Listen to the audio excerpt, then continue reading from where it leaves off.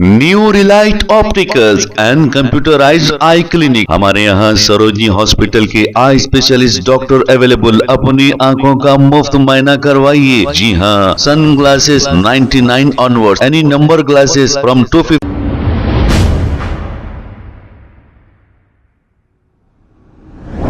अस्सलाम वालेकुम नाजरीन, 7H न्यूज सच को रखे आपके आगे। बेगम बाजार पुलिस स्टेशन हुदूद के इलाके में कल सुबह यानी कि 27 जुलाई 7:30 बजे डायनामा रिपेयर करने वाले 72 साला एक शख्स का इन्हीं की दुकान में किसी ने कत्ल करके राह फरारी इख्तियार कर ली। इब्तदाई तहकीकात में कत्ल की वजह और कत्ल किसने किया ये मालूमात हासिल नहीं हुए। बेगम बाजार पुलिस मसरूफ तहकीकात है। आइए देखते हैं ये रिपोर्ट।